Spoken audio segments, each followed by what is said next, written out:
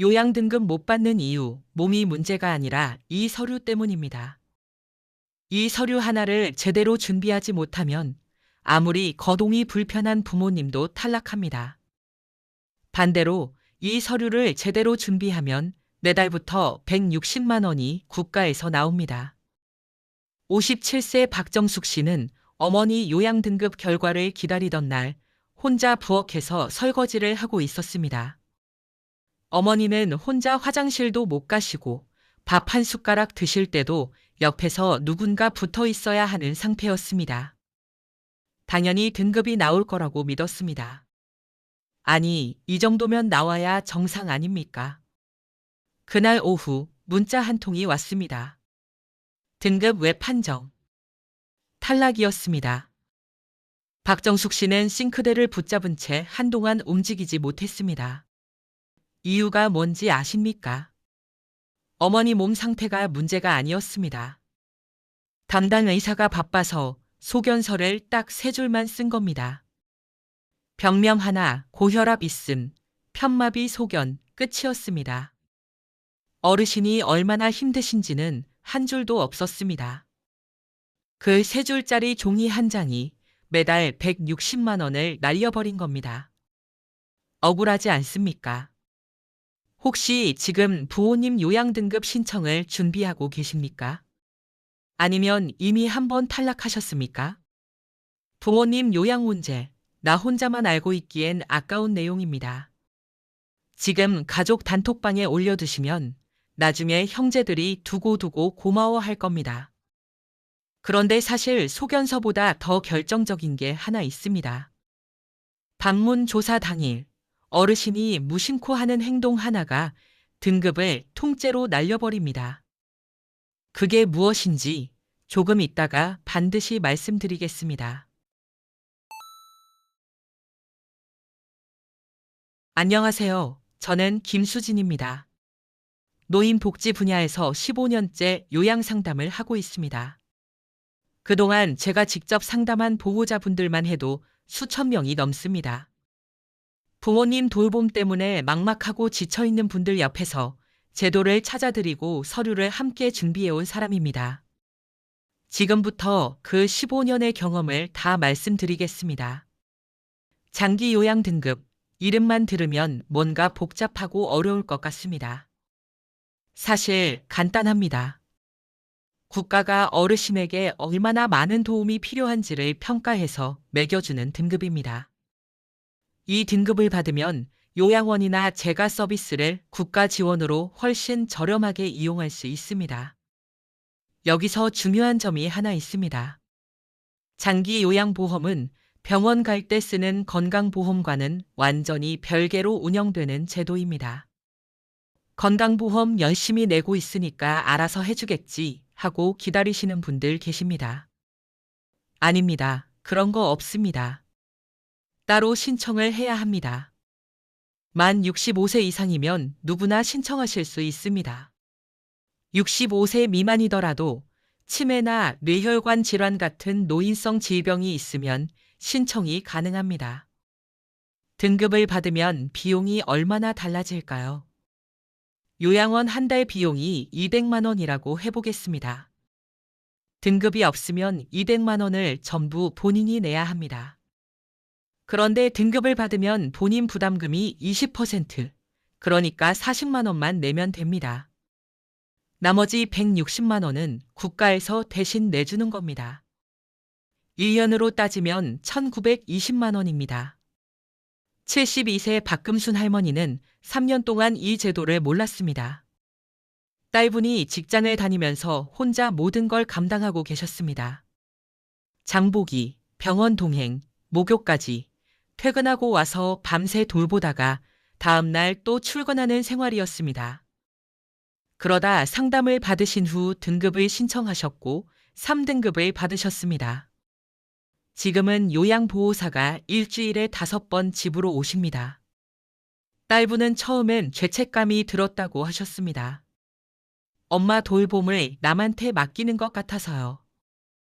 그런데 지금은 엄마랑 오히려 더 사이가 좋아졌다고 하십니다. 지쳐서 짜증내던 일이 없어지니까요. 등급을 받는다고 해서 당장 요양원에 들어가셔야 하는 건 절대 아닙니다. 마치 우산과 같습니다. 비 오는 날을 위해 미리 챙겨두는 거지 맑은 날에도 억지로 펼칠 필요는 없습니다. 조금이라도 일상생활에 불편함이 있으시다면 지금 바로 신청하시는 게 맞습니다. 그런데 신청한다고 해서 다 등급을 받는 건 아닙니다. 많은 분들이 신청하고 나서 탈락합니다. 몸 상태가 문제가 아닙니다.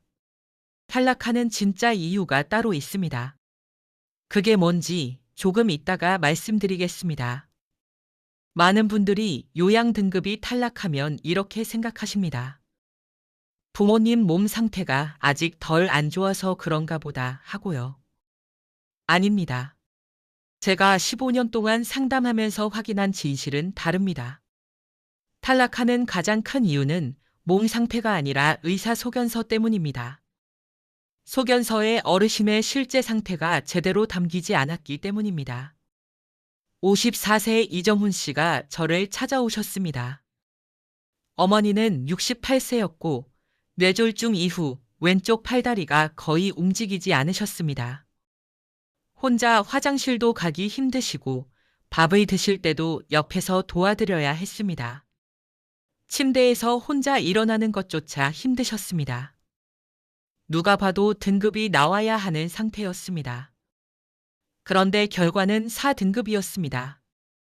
이정훈 씨는 억울해서 소견서를 들고 저를 찾아오신 겁니다. 소견서를 보는 순간 이유를 알았습니다. 내용이 딱 3줄이었습니다.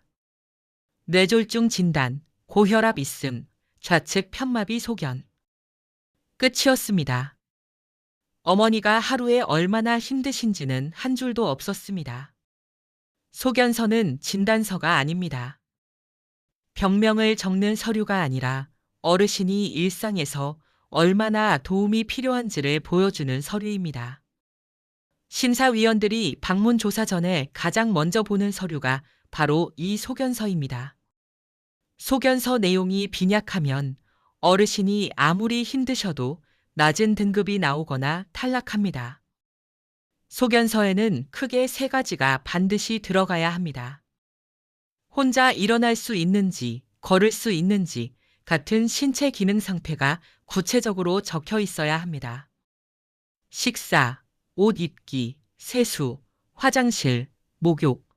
이 5가지에서 얼마나 도움이 필요한지도 명확하게 들어가야 합니다.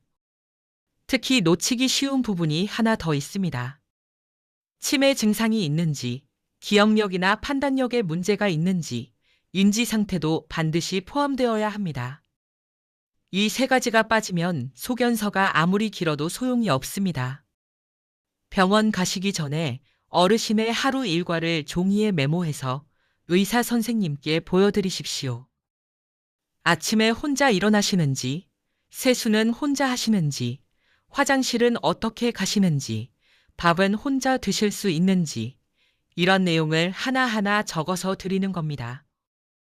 그리고 의사 선생님께 반드시 이렇게 말씀드리십시오. 장기 요양 등급 신청용 소견서가 필요한데 일상생활 기능 상태를 구체적으로 적어주십시오 라고요. 이렇게 말씀드리면 의사 선생님도 훨씬 꼼꼼하게 작성해 주십니다. 한 가지 더 말씀드리겠습니다. 진료실에서 보시는 어르신과 집에서 생활하시는 어르신의 모습은 완전히 다를 수 있습니다. 진료실에 가면 어르신들이 긴장하십니다. 집에서는 화장실도 못 가시는 분이 진료실에서는 씩씩하게 걸어 들어가십니다. 그러니까 보모자분이 직접 어르신의 일상 모습을 의사 선생님께 설명해 드려야 합니다. 가능하다면 어르신이 힘들어하시는 모습을 짧게 영상으로 찍어 두십시오. 말로 설명하는 것보다 훨씬 설득력이 있습니다. 이정훈 씨는 소견서를 다시 받았습니다. 어머니의 일상 상태를 메모해서 전달했고 소견서에는 혼자 기립이 불가하며 화장실 이용 시 전적인 도움이 필요하다는 내용이 구체적으로 담겼습니다. 결과는 2등급이었습니다. 소견서 하나를 제대로 준비했을 뿐인데 등급이 완전히 달라진 겁니다. 소견서 발급 비용은 15,000원에서 2만 원 사이입니다. 이 종이 한 장이 매달 160만 원을 결정합니다. 1년이면 1,920만 원입니다. 소견서 발급 비용으로 따지면 수익률이 10,000배가 넘습니다. 이 정도 투자라면 안 하실 이유가 없습니다. 소견서를 완벽하게 준비하셨습니까? 그래도 아직 안심하시면 안 됩니다. 신청 방법을 잘못 알고 계신 분들이 생각보다 훨씬 많습니다. 놓치면 처음부터 다시 해야 합니다. 어떻게 신청하는지 조금 이따가 말씀드리겠습니다. 소견서를 준비하셨다면 이제 신청을 해야 합니다. 그런데 막상 신청하려고 하면 어디서 어떻게 해야 하는지 몰라서 멈추는 분들이 정말 많습니다. 생각보다 훨씬 간단합니다. 신청 기관은 딱 하나입니다.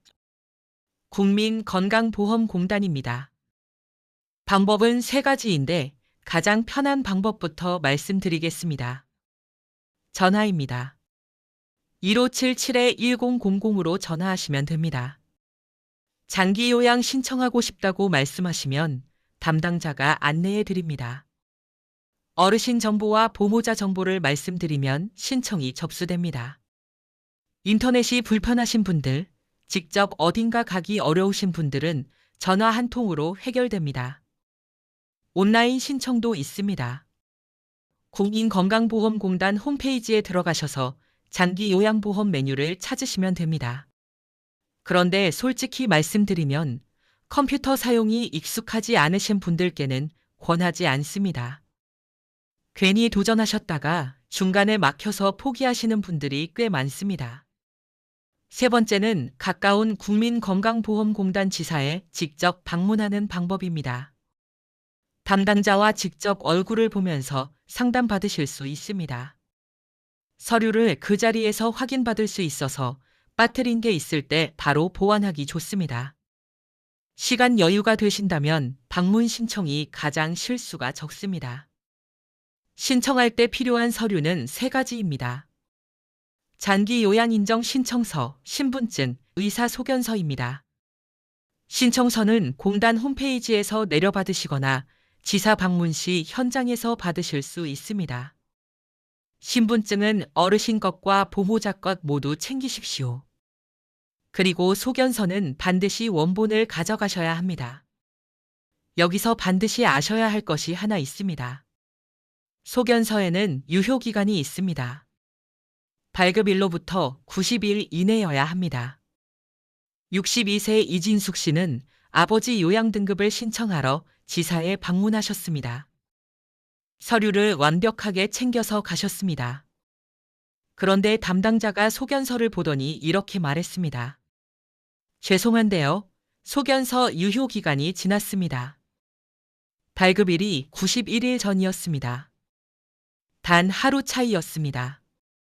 이진숙 씨는 그날 신청을 못하고 다시 병원부터 가야 했습니다.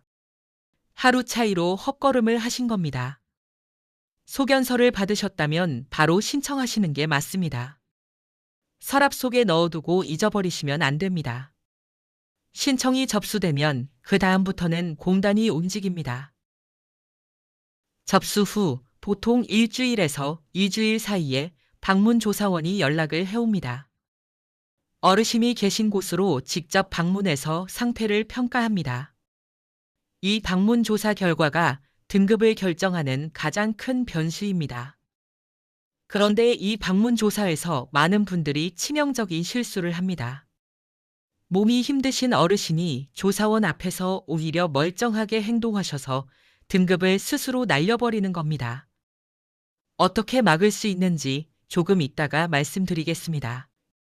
신청을 마치셨다면 이제 방문조사만 남았습니다. 그런데 이 방문조사에서 등급을 스스로 날려버리는 분들이 생각보다 훨씬 많습니다. 몸이 힘드신 어르신인데 조사 결과는 멀쩡하게 나옵니다. 이유가 있습니다. 방문조사원이 집에 오면 어르신들이 긴장하십니다. 그리고 평소보다 훨씬 잘 움직이십니다. 계단을 붙잡고 겨우 오르시던 분이 조사원 앞에서는 혼자 일어나십니다. 화장실을 매번 도움받으시던 분이 그날만큼은 혼자 가십니다. 체면 때문입니다. 낯선 사람 앞에서 약한 모습을 보이기 싫으신 겁니다.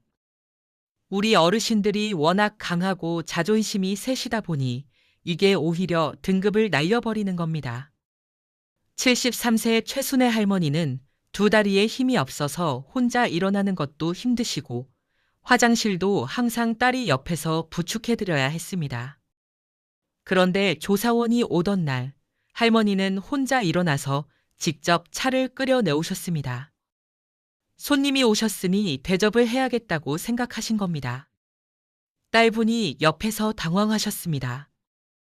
결과는 5등급이었습니다. 딸분이 저한테 전화하셔서 이러셨습니다.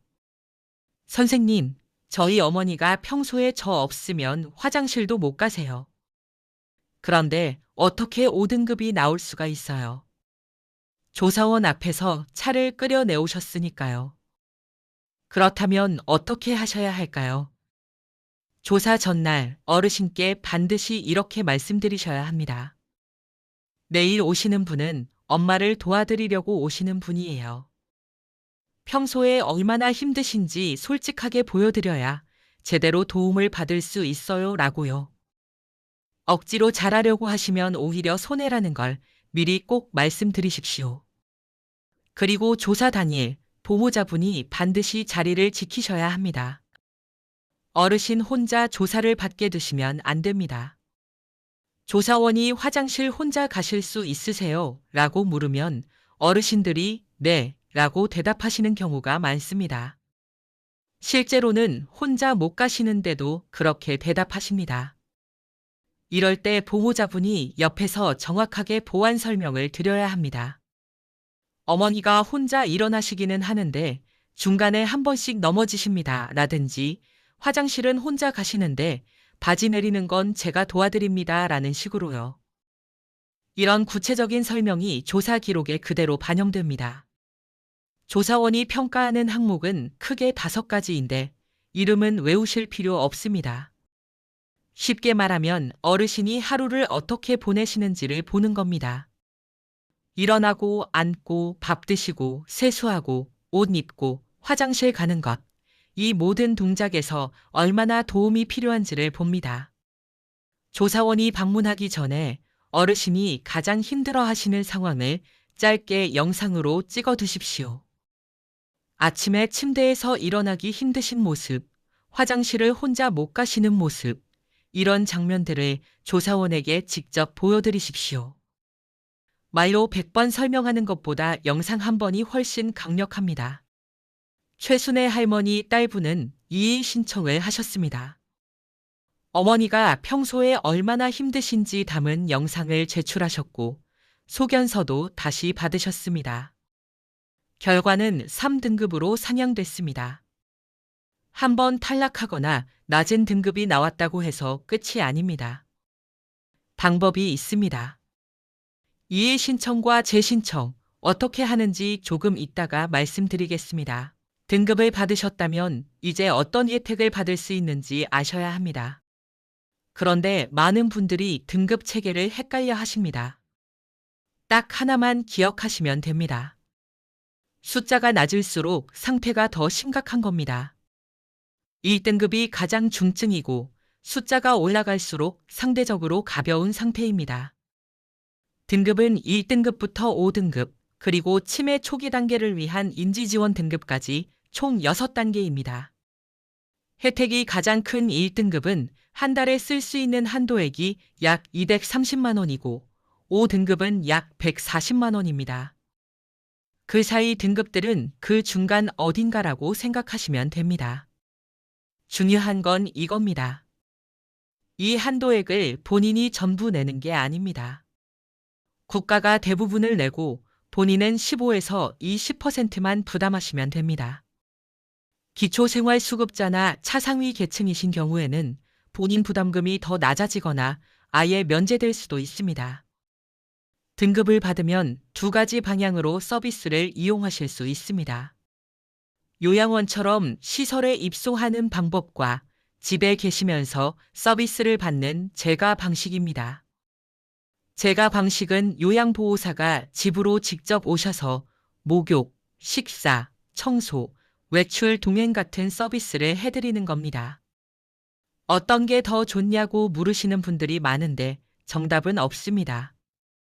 어르신 상태와 가족 상황에 따라 맞는 방법을 선택하시면 됩니다. 69세 박명자 씨는 남편이 3등급을 받으신 후 요양원 입소 대신 제가 서비스를 선택하셨습니다. 일주일에 5번 요양보호사가 집으로 오셔서 남편 목욕과 식사를 도와주십니다. 박명자 씨는 처음에는 낯선 사람이 집에 들어오는 게 어색하셨다고 하셨습니다. 그런데 요양보호사 선생님이 남편분을 워낙 잘 챙겨주시니까 이제는 그분 오시는 날이 제일 편하다고 하십니다. 그 시간 동안 장도 보고 잠깐 쉬기도 하고 오랜만에 혼자만의 시간이 생긴 겁니다. 박명자 씨가 이런 말씀을 하셨습니다. 남편 병간호하면서 내가 먼저 쓰러지는 줄 알았는데 이제는 내가 좀 살 것 같아요. 등급은 어르신만을 위한 게 아닙니다. 돌보는 가족의 삶을 지켜주는 제도이기도 합니다. 그래서 탈락하셨을 때 절대 포기하시면 안 됩니다. 이의 신청과 재신청 조금 이따가 말씀드리겠습니다. 등급 왜 판정을 받으셨습니까? 아니면 생각보다 낮은 등급이 나오셨습니까? 그래도 끝이 아닙니다. 방법이 2가지 있습니다. 이의 신청과 재신청입니다. 먼저 이의 신청입니다.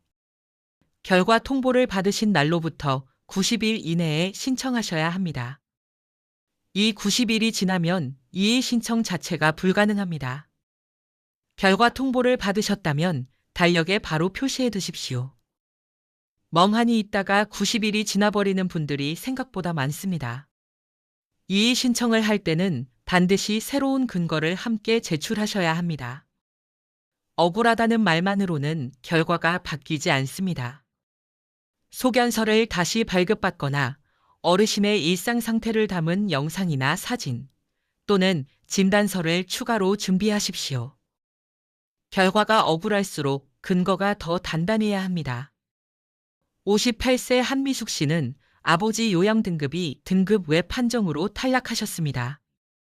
아버지는 파킨슨병으로 손떨림이 심하셔서 밥도 혼자 드시기 어려운 상태였습니다.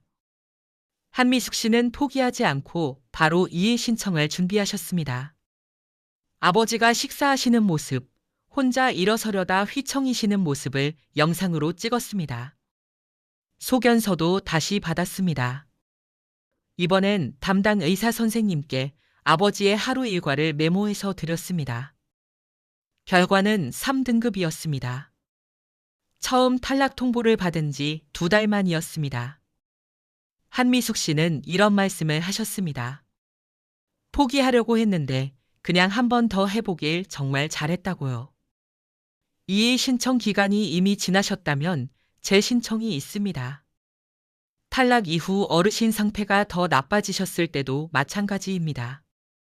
재신청은 기간 제한이 없습니다. 1년 뒤에도 2년 뒤에도 언제든지 하실 수 있습니다. 예전에 탈락하셨다고 다시는 못한다고 생각하시는 분들이 계신데 전혀 그렇지 않습니다. 재신청 전에는 반드시 소견서를 새로 받으십시오. 그리고 한 가지 더 챙기셔야 할 제도가 있습니다. 본인 부담 상한제입니다.